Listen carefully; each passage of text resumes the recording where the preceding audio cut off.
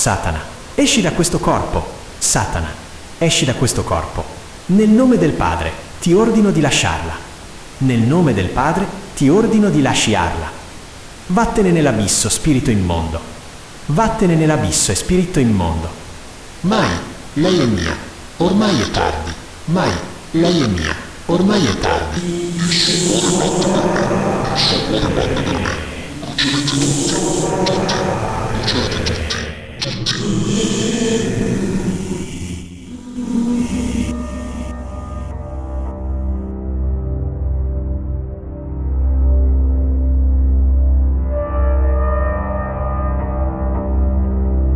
Bienvenidos a una nueva entrega de Terror Studio. Hoy nos sumergimos en las sombras de lo inexplicable, los exorcismos. ¿Son ecos de antiguas leyendas o una realidad que la ciencia aún no logra descifrar? Nuestro equipo de redacción ha rescatado crónicas que los mantendrán en vilo hasta el último segundo. Quédense con nosotros y si se atreven a seguir explorando lo desconocido, suscríbanse ahora para apoyar este proyecto. Sanctus Spiritus Fons Lucis Dona pacem in aeternum. Bienvenidos a este espacio donde hoy nos adentramos en los pasillos más oscuros del Vaticano para hablar de una figura que genera tanta fascinación como escalofríos, el padre Gabriele Amorth. Durante décadas, este hombre no solo fue un sacerdote, sino el decano de los exorcistas, enfrentándose cara a cara con lo que él denominaba el mal puro. Pero ¿quién era realmente Amorth? ¿Era un hombre con una misión divina o un entusiasta de lo oculto que veía demonios donde otros percibían enfermedades mentales? Acompáñenme en este recorrido por su vida, sus casos más perturbadores y su constante lucha contra el escepticismo de la propia Iglesia. La historia de Amorth como exorcista no comenzó por vocación, sino por una carambola del destino. Corría el año 1986 en Roma. Amorth era un sacerdote paulino dedicado al periodismo y a la jurisprudencia. No tenía formación específica en demonología. Sin embargo, un encuentro casual con el cardenal Poletti cambió su vida para siempre. Poletti, al enterarse de que Amorth conocía al anciano padre Cándido Amantini, el único exorcista de Roma en ese entonces, tomó una hoja de papel y sin previo aviso lo nombró su sucesor. Amorth intentó protestar. Usó su característico humor diciendo que él solo servía para contar chistes, pero no hubo vuelta atrás. Ante el miedo, cuentan que se encomendó a la Virgen pidiéndole protección. A partir de ese momento, su realidad se convirtió en una batalla diaria contra lo invisible. Para entender la obra de Amorth, debemos comprender qué creía él que era el demonio. No lo veía como una simple metáfora del egoísmo humano, sino como una inteligencia espiritual real, pura y sobre todo políglota. Decía que los demonios son ángeles caídos que conservan un intelecto superior al nuestro. En sus relatos mencionaba que el mayor éxito del diablo es hacernos creer que no existe. Pero en la sala de exorcismo, según él, esa invisibilidad desaparecía. Hablaba de seres que, de ser visibles, oscurecerían la luz del sol por su inmenso número. Su táctica no siempre es la posesión espectacular. Su herramienta más común es la tentación silenciosa, la que nos empuja al mal día tras día, desde el nacimiento hasta la sepultura. Uno de los testimonios más impactantes que Amorth solía citar es el de Francesco Vallasuso. Francesco no era un hombre religioso al uso, pero su vida se convirtió en un infierno físico y mental. Sentía que sus huesos se rompían, escuchaba voces que le ordenaban abandonarse, y en sus momentos de crisis, perdía completamente el control de su cuerpo. Lo interesante de este caso es la duración. Francesco no se curó en una sesión de cine de 2 horas. Fueron 7 años de batallas semanales. Aquí es donde Amorth introdujo un concepto vital: el perdón. Decía que Francesco no lograba la liberación total, porque guardaba un rencor profundo en su corazón. Solo cuando el hombre fue capaz de perdonar sinceramente a quienes le habían hecho daño, el ritual surtió efecto. Para Amorth, el exorcismo no era magia, era un proceso de sanación espiritual profunda. Entramos aquí en el terreno más pantanoso, la frontera entre la fe y la ciencia. Amorth trabajaba frecuentemente con psiquiatras y psicólogos. Él mismo admitía con total candidez que de cada 100 personas que acudían a su oficina, quizás solo 5 estaban realmente poseídas. El resto sufría de patologías mentales como esquizofrenia, trastornos de personalidad o histeria colectiva. Para no ser engañado, el padre Amorth utilizaba métodos de control casi científicos. Por ejemplo, rociaba a la persona con agua que no estaba bendecida. Si el sujeto reaccionaba gritando que le quemaba la piel, Amorth sabía que estaba ante un caso de sugestión o una actuación. O el famoso truco del bolígrafo. Les hacía creer que les tocaba con un crucifijo cuando en realidad era un objeto de oficina común. Si la reacción era violenta ante el bolígrafo, el diagnóstico era claro. Psiquiatría, no demonología. Pero Amorth no solo luchaba contra demonios de otro mundo, también denunciaba a los que, según su visión, caminaban por los pasillos del Vaticano. Fue un crítico feroz de la jerarquía eclesiástica. Lamentaba profundamente que en los seminarios ya no se enseñara sobre el mal, y que muchos obispos fueran escépticos ante su labor. Sus declaraciones sobre casos como el de Emanuela Orlandi o la muerte de Juan Pablo I levantaron ampollas en la curia.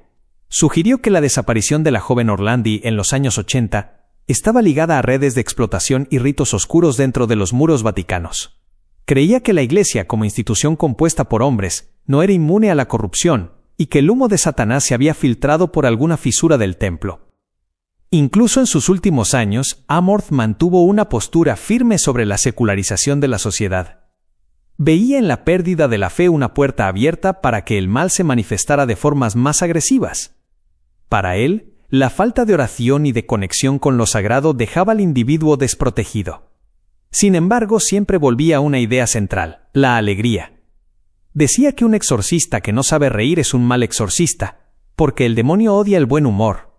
La sonrisa era, para él, una de las armas más potentes para desarmar la oscuridad.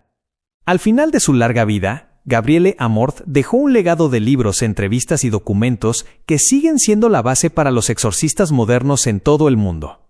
Su mensaje final no era de terror ni de paranoia, sino de una esperanza militante. Insistía en que el mal tiene un límite infranqueable y que el mayor heroísmo no consiste en realizar exorcismos espectaculares dignos de una película de Hollywood, sino en intentar hacer el bien en la vida cotidiana y rechazar el egoísmo. Murió en septiembre de 2016, a los 91 años, dejando tras de sí una pregunta que aún hoy divide a creyentes, agnósticos y científicos por igual. ¿Son estas manifestaciones un grito de auxilio del inconsciente herido? ¿O existe realmente una fuerza inteligente y malévola que busca nuestra ruina? Sea cual sea la respuesta que cada uno elija creer, la figura de Amorth permanece como el último gran guardián de una tradición milenaria que se niega a desaparecer. Gracias por acompañarnos en este viaje a través de las sombras y la fe. El caso de Amorth nos recuerda que, más allá de los rituales y los crucifijos, la lucha humana por encontrar la luz y la paz interior es universal. Estás escuchando Terror Studio Podcast, Enigmas y Misterios.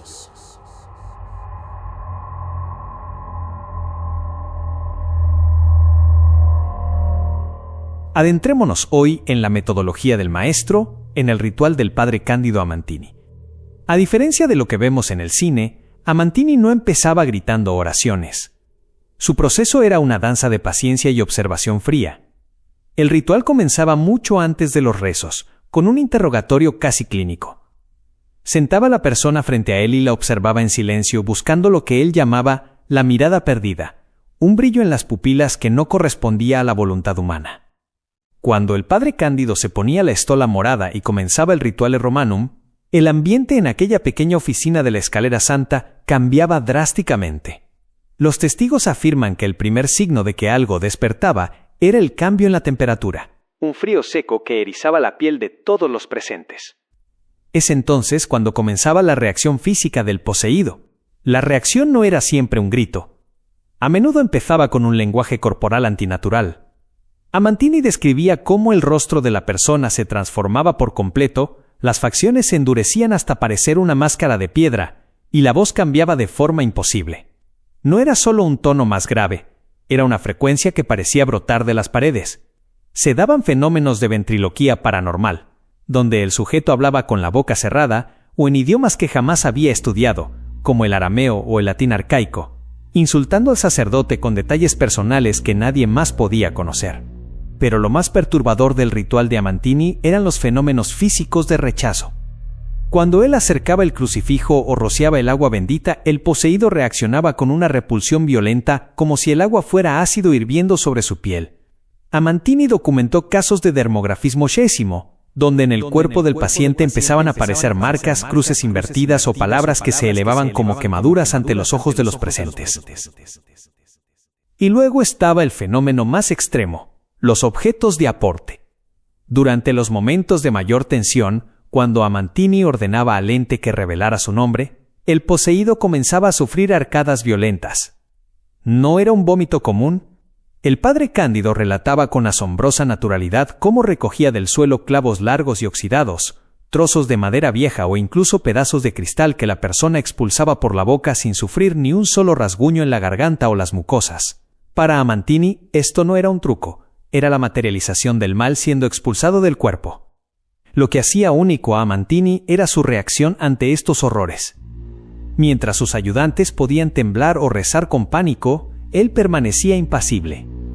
Si el poseído empezaba a levitar o a retorcerse de forma inhumana, él simplemente apoyaba su mano sobre la cabeza del sujeto y decía con voz firme: «Cállate y obedece». Su calma era su mayor arma, pues sabía que el miedo era el alimento de la entidad y él se negaba a dárselo. Al terminar el proceso, la persona solía desplomarse en un sueño profundo, despertando sin recordar absolutamente nada de los clavos escupidos o de las blasfemias gritadas. El padre Cándido, con la serenidad de quien ha cumplido una simple jornada de trabajo, guardaba sus reliquias y se preparaba para el siguiente caso. ¿Eran estos objetos materializaciones reales o una forma de histeria colectiva capaz de engañar a los sentidos? Amantini murió convencido de que cada clavo oxidado era un trofeo de guerra en una lucha invisible que la ciencia aún no alcanza a comprender. Gracias por acompañarnos en este relato sobre los rituales del maestro Amantini. Nos escuchamos en el próximo episodio para seguir explorando los límites de lo desconocido. Hasta pronto. Y hasta aquí el capítulo de hoy. Pueden dejar su opinión en la caja de comentarios y activar la campanita para estar al día de nuevo contenido. Únanse a la comunidad de Terror Studio, es gratis, y su suscripción ayuda a que sigan llegando nuevas creaciones. Gracias y hasta la próxima semana.